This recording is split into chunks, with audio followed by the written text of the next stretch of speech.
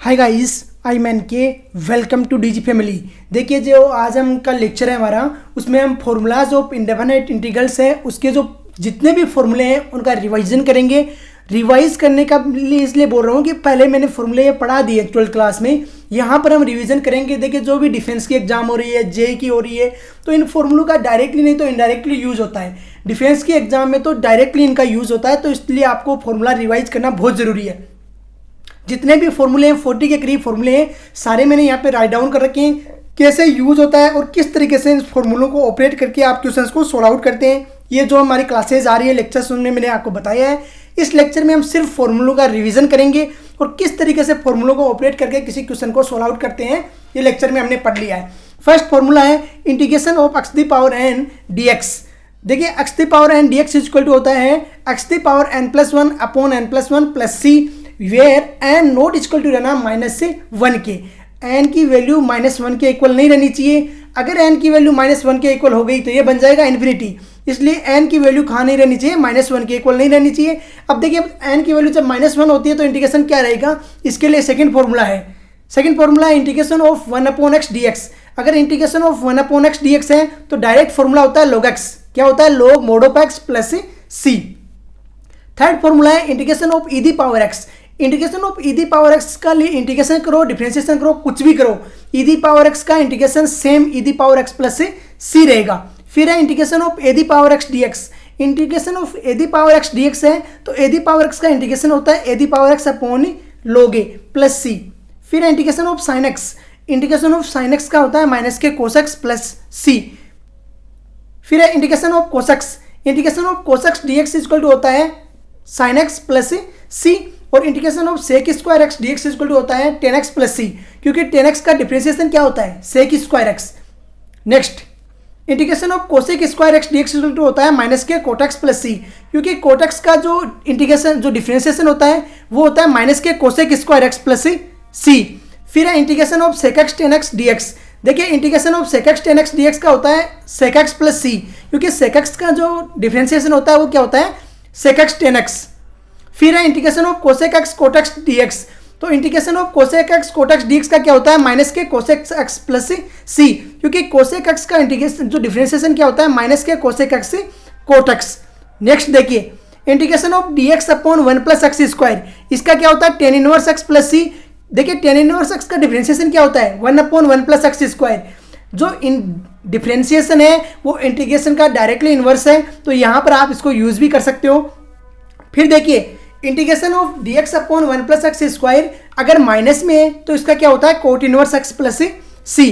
फिर है integration of dx upon √1 minus x square, तो इसका क्या होता है, sine inverse x plus c। फिर यहाँ पर माइनस आ जाएगा, माइनस आएगा तो ये किस में कन्वर्ट हो जाएगा, कोस इनवर्स x में। नेक्स्ट देखिए, integration of dx upon x square minus 1 है तो इसका क्या होता है, sec inverse x plus c। अरे, sec inverse x plus c होता है, यहाँ पर एक फॉर्मूला मैंने नहीं लिखा है। क्या, इंटीग्रेशन ऑफ माइनस के dx upon x square minus 1 है तो उसको क्या बोलते हैं, cosec inverse x plus c। फिर देखिए, जो ये काफ़ी इंपॉर्टेंट फॉर्मूला रहते हैं और गलती होने के सबसे ज़्यादा चांसेस रहते हैं हाइपरबोलिक में। Integration of sine hyperbolic x dx होता है cos hyperbolic x plus c, और integration of cos hyperbolic x plus dx equal to होता है sine hyperbolic x plus c। फिर है integration of sec hyperbolic square x dx, और sec hyperbolic square x dx है तो इसका integration होता है tan हाइपरबोलिक x। फिर है cosec hyperbolic square x dx, तो इसका होता है माइनस के cot hyperbolic x plus c। देखिए, डिफेंस की जो एग्जाम है उसमें हाइपरबोलिक के क्वेश्चंस आने के चांसेस बहुत कम है, फिर भी आपको पता होना चाहिए। देखिए, लेवल है धीरे धीरे बढ़ता जा रहा है, लड़के कंपटीशन में बहुत ज़्यादा उतर रहे हैं, क्योंकि कोई रोजगार नहीं है, बेरोजगारी बढ़ती जा रही है, इसलिए 16.5 से 19.5 के लड़के भी इतनी ज़्यादा हो रहे हैं कि कंपटीशन बहुत ज़्यादा हो रहा है। तो आपको हर तरीके के क्वेश्चन के लिए तैयार रहना है। Cosec hyperbolic square x dx equal to होता है माइनस के cot hyperbolic x plus c। फिर integration of sec hyperbolic x multiplication में tan हाइपरबोलिक x dx, तो क्या लिखोगे, माइनस के sec hyperbolic x plus c। फिर है integration of cosec hyperbolic x into में कोट हाइपरबोलिक x dx, तो इसका क्या होता है, माइनस के cosec hyperbolic x dx hyperbolic x plus c। अभी देखिए, जो स्टैंडर्ड फॉर्मूला स्टार्ट होते हैं एयरफोर्स और की एग्ज़ाम और जो नेवी की एग्ज़ाम्स होती है और एनडीए की एग्ज़ाम्स होती है, इनमें ऐसे क्वेश्चंस डायरेक्ट भी आते हैं। एनडीए में डायरेक्ट नहीं पूछा जाता है, वहाँ पे क्वेश्चंस को उसमें जेई में क्या है, क्वेश्चंस को घुमाया जाता है। तो यहाँ पर इन फॉर्मूलाज को आपको आने चाहिए। dx upon under root a square minus x square है, तो उसको क्या लिखोगे, sine inverse x upon a plus c. Second है इंटीग्रेशन है dx upon under root x square minus a square है, तो लिखोगे log x plus under root x square minus a square plus c. या दूसरा फॉर्मूला इसी का होता है जो बहुत कम यूज होता है, cos hyperbolic inverse x upon a plus c. Next integration of dx upon under root x square plus a square है, तो इसका जो इंटीग्रेशन होता है log x plus under root x square plus a square plus में c. और अगर hyperbolic में जाओगे तो ये क्या हो जाता है, sine hyperbolic inverse x upon a plus c. Next integration of dx upon x under root x square minus a square है, तो इसका जो स्टैंडर्ड फॉर्मूला है वो होता है 1 अपॉन ए सेक इनवर्स x अपॉन ए। 26 है, बहुत इंपॉर्टेंट फॉर्मूला है और सबसे ज़्यादा इन फॉर्मूलों में यूज होता है dx upon x square plus a square. कई जगह ए की वैल्यू 1 दी रहेगी तो आप 1 का स्क्वायर बोलोगे, और इसका क्या होता है 1 upon a tan inverse x upon a plus c. फिर देखिए under root a square minus x square dx, इनको प्रूव मैंने 12th क्लास की जो एनसीईआरटी बुक के लेक्चर्स हैं उनमें आप देख सकते हो। अगर किसी को प्रूव देखना है तो वहाँ मैंने प्रूव करवा चुका हूँ। यहाँ पर सिर्फ फॉर्मूला का रिवाइज कराने के लिए मैंने एक लेक्चर लिया है। तो यहाँ पर देखिए under root a square minus x square dx है, तो उसे लिखोगे x by 2 under root a square minus x square plus a square by 2 sine inverse x upon a. Next under root x square minus a square है, तो क्या लिखोगे x by 2 under root x square minus a square minus a square by 2 log x plus under root x square minus a square. Next integration of under root x square plus a square dx है, तो इसे क्या लिखोगे x by 2 under root x square plus a square by 2 sine hyperbolic inverse x upon a plus c. Next dx upon x square minus a square है, तो काफ़ी important formula है, क्या लिखोगे 1 upon 2a log x minus a upon x plus a का mod plus सी। अगर dx upon a square minus x square है तो क्या लिखोगे 1 upon 2a log mod of a plus x upon a minus x plus c. Next अब देखिए जो questions आते हैं यहाँ पर भी आते हैं, अगर u इंटू वी फॉर्म में दो फंक्शन दिए हुए हैं तो एक को फर्स्ट मानते हैं दूसरे को सेकंड मानते हैं। फर्स्ट किसको मानना है, सेकंड किसको मानना है, 12th क्लास के जब लेक्चर आ रहे थे तो मैंने वहाँ पे बताया आपको आइलेट से मानते हैं फर्स्ट और सेकंड। आइलेट में आई मीन्स होता है इनवर्स, एल मीन्स होता है लॉगरिथम, ए मीन्स होता है अलजेब्रिक, टी मीन्स होता है ट्रिग्नोमेट्री, ई मीन्स से होता है एक्सपोनेंशियल।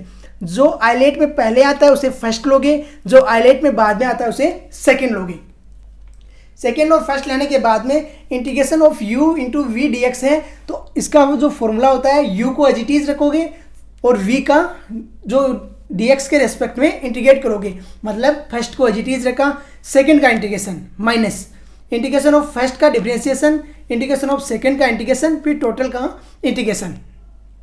फिर देखिए 33 नंबर जो क्वेश्चन है, एनडीए की जो एग्जाम होती है हर साल एक न एक, मतलब कि एक पेपर में नहीं तो दूसरे पेपर में ये आ ही जाता है। इंटीग्रेशन है ई दी पावर एक्स और अंदर में फंक्शन आ रहा है f x plus f d s x multiplication में डी एक्स। यहाँ पर क्या है, एफ एक्स का मतलब क्या है कि कोई फंक्शन जैसे साइन एक्स है तो यहाँ sine x plus cos x आ गया, तो एक को क्या है कि जिस एक का डिफरेंशिएशन उसी फंक्शन में बैठा है। एफ एक्स है वो फंक्शन है, एफ डी एस एक्स क्या है उसका डिफरेंशिएशन। अगर फंक्शन ऐसे दिया हुआ है integration of e the power x, multiplication में है f x plus f d s x है, तो इसका आंसर होता है e the power x f x. Directly कुछ सोचना नहीं है, डायरेक्ट आंसर बताना है। फिर देखिए integration of ten x d x है, तो इसका क्या लिखोगे log mod of sec x लिखोगे या लिखोगे माइनस के लोग मोड ऑफ कोस एक्स। काफ़ी यूज होता है ये, क्या लिखोगे log mod of sec x या लिखोगे माइनस के लोग मोड ऑफ कोस एक्स, क्योंकि कोस एक्स और सेक एक्स आपस में रेसिप्रोकल रिलेशंस रखते हैं। Next integration of cot x d x है, तो इसको क्या लिखोगे माइनस के लोग कोसेक एक्स प्लस सी या लिखोगे log mod of sine x plus c. Sine x and cosec x आपस में रेसिप्रोकल रिलेशन रखने, और कैसे करोगे अगर आपको बोल दिया गया कि integration of ten x find out करो कोई सब्जेक्टिव पेपर में, तो कैसे करोगे, टेन एक्स को लिखोगे sin x upon cos x, एक को टी मानोगे और दूसरे को एफ टी करके सोल्व आउट कर लोगे। फिर देखिए integration of sec x d x है, तो इसका क्या होता है log mod of sec x plus tan x. फिर integration of cosec x d x है, तो इसका होता है log mod of cosec x minus के कोट एक्स प्लस सी। फिर है integration of F d s x upon F x d x है। तो यहाँ पर मैंने आपको बोला है एफ एक्स को टी लोगे तो f d s x d x equal to d t बन जाएगा। और क्या बन जाएगा 1/t dt। 1/t dt का जो इंटीग्रेशन होता है क्या होता है log मोड ऑफ टी और log mod of f x plus c answer आ जाएगा। Next integration of cosec x d x है। तो इसका क्या होता है log मोड ऑफ 10x/2। देखिए काफ़ी कम यूज़ होता है ये, लेकिन कई बार पूछ लिया जाता है, इसलिए आपको पता होना चाहिए। Integration of cosec x d x क्या होता है? तो integration of cosec x d x है log mod of 10x/2 plus c. फिर है integration of sec x d x. तो integration of sec x d x है, इसका होता है log mod of 10x/2 plus π/4 plus c. अब देखिए ये है सेम, ऊपर भी आया है। इंटीग्रेशन ऑफ कोसेक एक्स का एक और होता है, क्या होता है? log mod of cosec x minus के कोट एक्स प्लस सी। और इंटीग्रेशन ऑफ सेक एक्स का एक और होता है क्या? log mod of sec x plus 10x plus c. इस तरीके से ये फॉर्मूलाज है वो यूज़ होते हैं ट्रिग्नोमेट्री जो हमारी इंडेफिनेट इंटीग्रल्स है उसमें।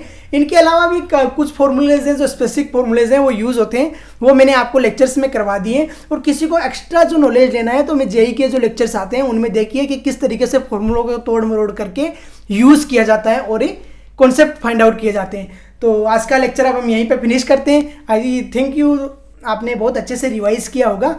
आज का लेक्चर हम यहीं पे फिनिश करते हैं। जय हिंद, जय भारत।